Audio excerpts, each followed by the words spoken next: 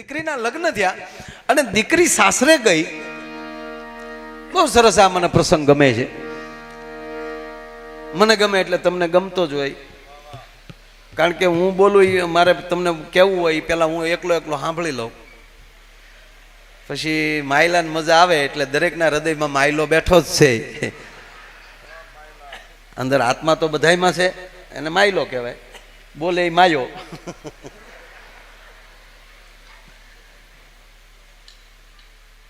દીકરી સાસરે ગઈ, પણ સાસુ એવી કાળજાળ, બસ દીકરીની ભૂલની વાટે બેસે, ક્યારે આ ભૂલમાં આવે, કારણ કે ભૂલ કરે. ભૂલથી જો દૂધ ઢોળાનું હોય, અને પાછી તકલીફ એ હતી, દીકરી 3 વર્ષની હતી ત્યારથી એની માં ગુજરી ગયેલી, અને બાપે એમ કહેવાય પેટે પાટા બાંધીને દીકરીને મોટી કરેલી, અને સંસ્કાર ઠાહી ઠાહીને દીકરીમાં ભરેલા.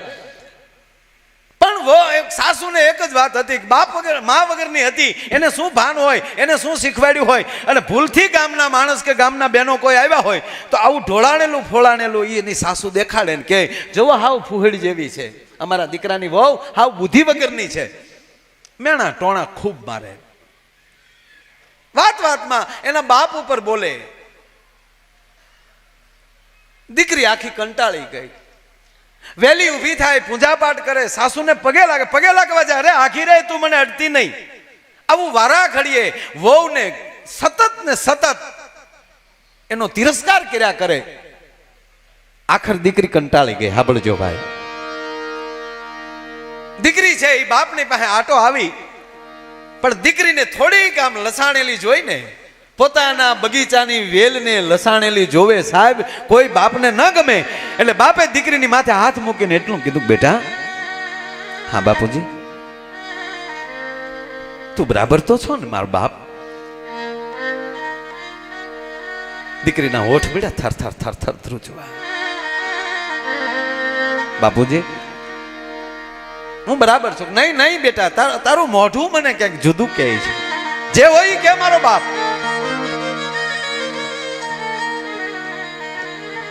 બાપુજી હું એમ તો નહીં કહું કે હું પાછી નહીં જાઉં, અને હવે જો હું મારા હાહરીએ પાછી ન જાઉં તો મારા બાપનું ખોરડું લાજે. તમારું નામ પકડીને બેઠી છું, બાકી એક ઘડીક હું ત્યાં રહી શકું એવી મારી પરિસ્થિતિ નથી. એ તો બિચારા કામે વ્યા જાય, પણ આખો દિવસ મારી સાસુ મને ટોક ટોક કર્યા કરે. બાપુજી આવી માટે કદાચ હું હવે બીજી વાર આ ગામના પાદરના ઝાડવા હું નહીં જાઉં.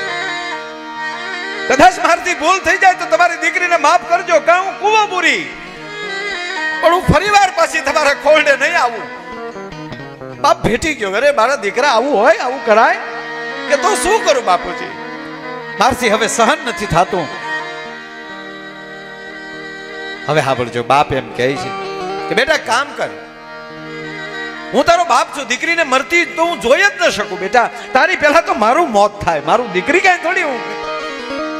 પણ એક કામ કર, હું તને એક દવા આપું, એ દવા તું લેતી જા. તારી સાસુ રોજ જમવા બેહે ને ત્યારે દૂધમાં, શાકમાં, ગમે એમાં રસોઈમાં રોજ 2 ટીપા આ દવા નાખી દેજે. અને તારી સાસુ 50 દિવસ એ દવા ખાશે ને, અને પછી એને એક એવી બીમારી લાગુ પડશે કે 10 દિવસ જીવશે, અને 10 દિવસ પછી ગુજરી જાય, બીમારીને અંદર ખપી જાય, કોઈને તારા ઉપર વહેમ નહીં પડે, અને તારી કાયમની તકલીફ મટી જાય. પણ એક કામ તારે બેટા બીજું એ કરવું પડે કે 50 દિવસ દવા લે અને 10 દિવસ પછી ગુજરી જાય, એટલે 2 મહિના તારી સાસુ જીવે. પણ 2 મહિના તારે એક નક્કી રાખવાનું કે હવે એ 2 જ મહિના જીવવાના છે, તો મારે શું કામ ખરાબ બોલવું જોવે. તારે 2 મહિના તારા સાસુને, તે તારી માને નથી જોઈ બેટા, પણ તારી માના દર્શન એમાં કરવાના. તારે એમ માનવાનું કે આ મારી માં છે. 2 મહિનાની અંદર તારા મોઢામાં એક પણ એવો શબ્દ દીકરી ન નીકળવો જોવે કે ગામને તારી સાસુને ખરાબ લાગે. હા બાપુજી, ગઈ દીકરી. પણ જજો ભાઈ, 15 દી થયા, 15 દી માં દીકરી જ્યાં જાય, કોઈના ઘરે બેહે તો ન્યાય એમ કે હમણાં તારા સાસુ બેન આવ્યા હતા, તારું બહુ ખરાબ બોલતા હતા. તો દીકરી શું કે ખબર, એ તો મારા સાસુ છે ને, એ ખાલી કે મારી તો માં છે હો, ખબરદાર જો કોઈ મારી સાસુ વિશે શબ્દ કીધો છે તો એ તો મારી માં છે. ઘરે જાય તો ગમે એવું બોલે, પણ કે શું કામ ગાળું બોલો? તમે પેલા જમવા બેસી જાઓ, મારી માં છો ને મારા હમ, તમે પેલા જમી લ્યો. રાતે વાળું કરીને જાય એના પોતાના ઓરડામાં, એમ કહેવાય સાસુ સુતા હોય, દીકરી વાળું કરીને પછી ન્યા જાય, ઘડીક આમ લાંબો પગ કરો, લાવો ઘડીક તમારો પગ દબાય, અરે મૂક મારો, અરે કે ના પાડો માં, મારી માં છો. દીકરીને એમ હતું કે હવે 2 મહિના રહેવાના છે, મારે શું કામ કાંઈ કરવું જોવે?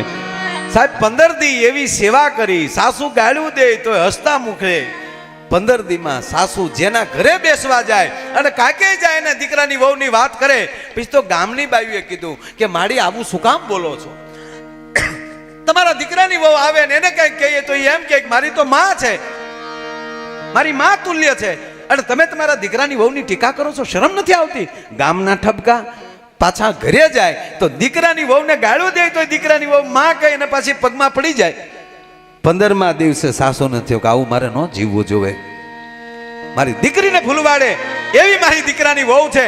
અને ગામ આખું મને હવે કહે છે. સવારમાં જાગી, આખી રાત ઊંઘ ન આવી, વિચાર આવ્યો કે મારે આવું ન કરવું જોવે. સવારના પરમાં દીકરાને વહુ હજી જાગીને ઊભા થયા ને ત્યાં તો હાહુએ દોઢ દીકરી બેટા મને માફ કરજે, મેં તને એટલા સમયથી કોઈ દી હક નથી લેવા દીધું. બાપ દાદા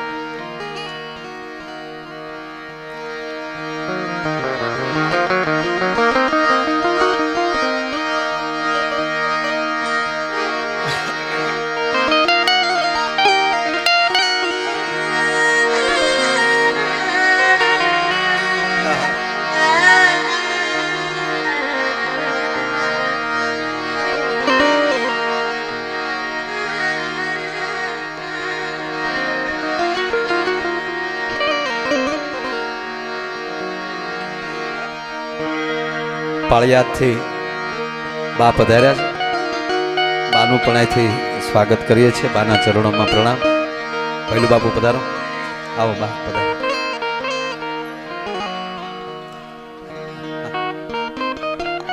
આપ ઉપર પધારો.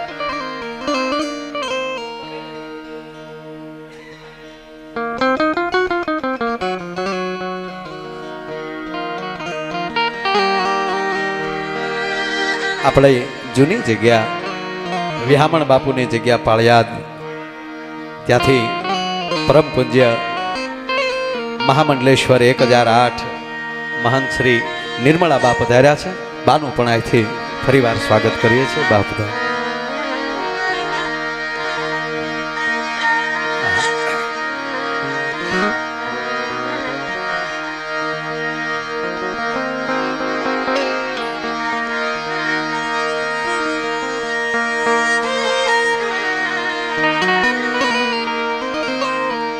વાત એ જ હતી,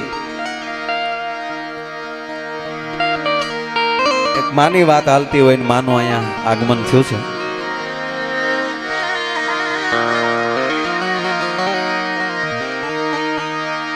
અને વાત સાચી છે સાહેબ, તમારી સંપત્તિથી તમે કોઈ પણ વસ્તુ ખરીદી શકો, કોઈ પણ ઝવેરીને તમે હીરા માણેક મોતી આપો તો એનો તોલ કરીને કિંમત કરી શકાય. રાજસ્થાનના કોઈ પણ શિલ્પકારને તમે આરસનો ટુકડો આપો તો ખોડિયારથી લઈ અને માં હનુમાનજી સુધી એમ કહેવાય કે એની મૂર્તિ કરી શકે.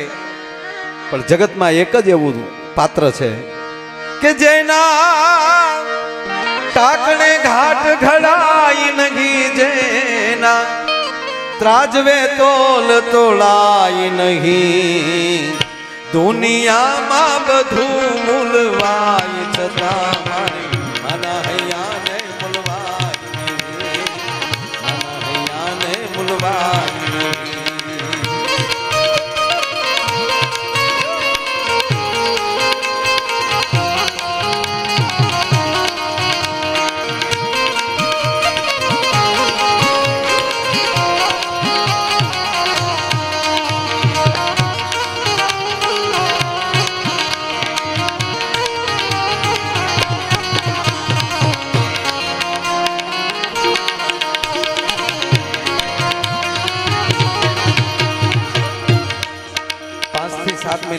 લેવાની છે હવે ખાલી. આજ હું વાત આ રાઉન્ડમાં તો ગુરુની ને માની બે જ વાત કરવાનો છું. સવારામ બાપા કહેતા ને, ગુરુજી વિના હું તો આંધળી રે, ગુરુજી વિનાની હું તો આંધળી રે, અને સુજે નહીં શેરી બીજી હાથડી રે, હું તો ગુરુજી વિનાની થઈ આંધળી રે.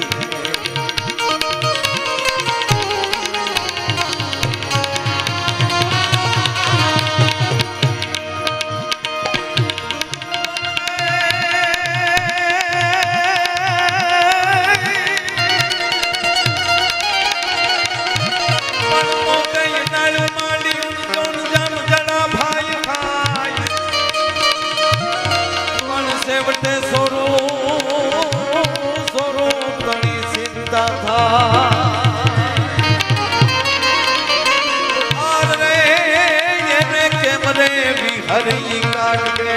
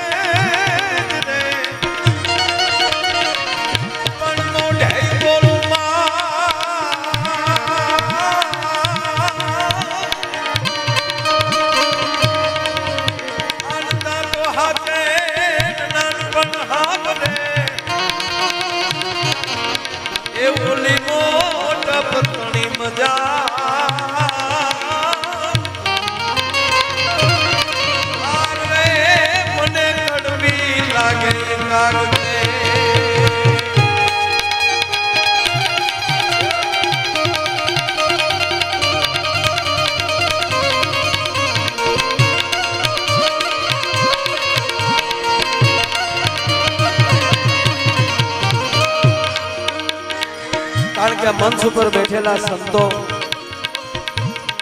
ઈ જનેતાઓએ કેવા ભજન કર્યા હશે કે જેના ઉદરમાં આવા સંતો પાક્યા હશે. જેના ટાકણે ઘાટ ઘડાય નહીં, જેના સાધવે તોલ તોડાય નહીં, દુનિયામાં બધું ભૂલવાય છતાં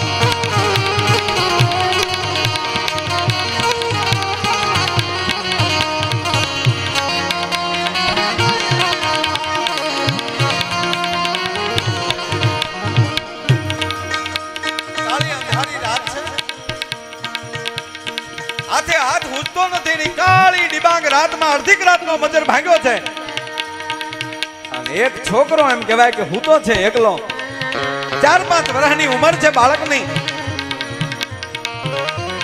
અને અંધારી રાતમાં ઈ છોકરો જ્યાં ઝબકીને જાગી ગયો, છોકરા જ્યાં આંખ ખોલી બાજુમાં એક વિકરાળ માણસ ઉભેલો ભાયો, એ વિકરાળ માણસને જોઈ ઈ બાળક ઝસકી ગયો, રાડ નાખી જો, કોણ છો ભાઈ, મારા ઘરે થી સુગા આવ્યા. બોલો માણસ એની માથે હાથ ઓલી વ્યક્તિ જે કાળી વ્યક્તિ દેખાય છે, વિકરાળ વ્યક્તિ દેખાય છે, એને બાળકને માથે હાથ મૂકી, બેટા ડરીશ નહીં, હું તને કાંઈ નહીં કરું. અરે પણ મારા ઘરે શું કામ આવ્યો, તું કોણ છો? બેટા ડરતો નહીં, હું યમનો દૂત છું. ઓ યમના દૂત, તું મારી ઘરે શું કામ આવ્યો?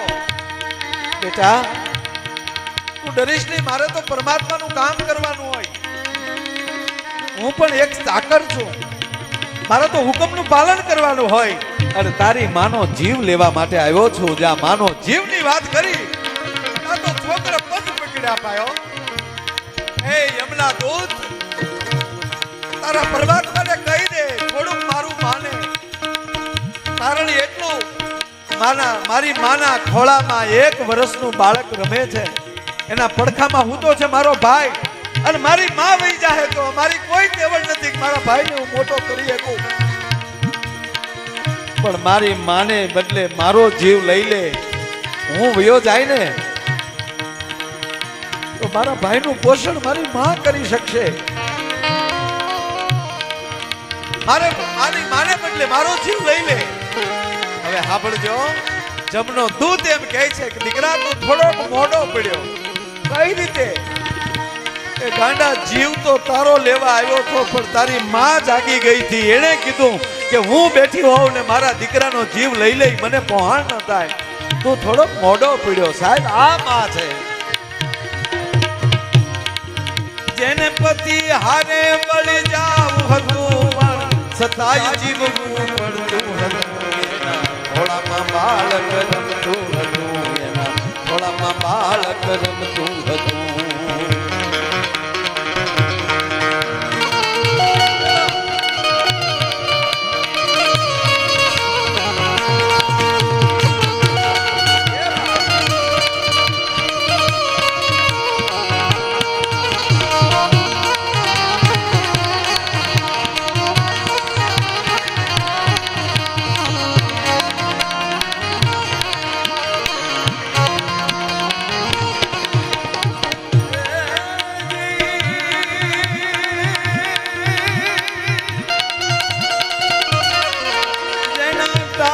હાથ ઘડાઈ નહીં, જેના ત્રાજવે તોલ તોડાય નહીં.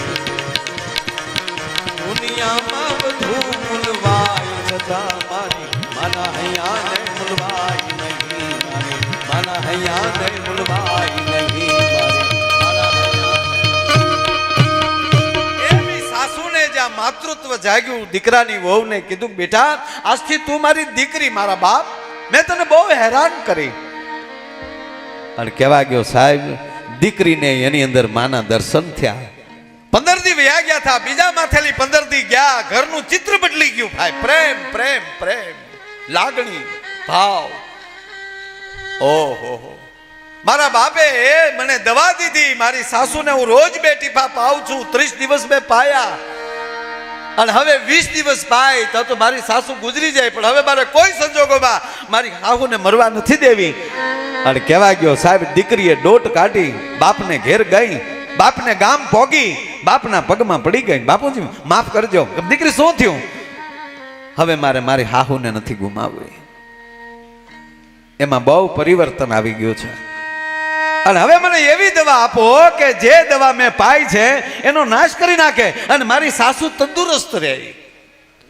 તેથી બાપે માથે હાથ મૂકીને એટલું કીધું, દીકરી ચિંતા ના કરતી. કે કેમ? એ તો શક્તિની દવા હતી. કોઈ દીકરીનો બાપ એવો હોય કે એને પિયરિયામાં દવાઓ મોકલે? બેટા, મારી નાખવાની દવા થોડો મોકલું. તાકે તો કે બેટા દવા તો મેં તને ઈ આપી કે તારી જીભ છે એને તું પવિત્ર કર, તારી જીભ છે એને તું મીઠી કર. સામે ગમે એટલું ઝેર હોય ને બેટા, પણ આપણે પોતે મીઠા હોય ને. મીરાની સામે ઝેરના કટોરા આવ્યા ને દીકરી, તો એના હોઠ ઉપર કૃષ્ણનું નામ રમતું હતું ને, તે કટોરાને હોઠ અડ્યા ને, તા એ કટોરાની અંદર રહેલું ઝેર જો અમૃત થઈ જતું હોય તો તારી સાસુની અંદર રહેલું ઝેર શું કામ અમૃત ન થાય? સાચી દવા તો દીકરી ઈ હતી. અને હવે તો ઈ જો તારે હાહુ થઈ જાય ટકોરા જેવા, તું તારે પાજે આ રોજ. અને હવે એવું લાગે તો 2 ટીપા તું લેજે.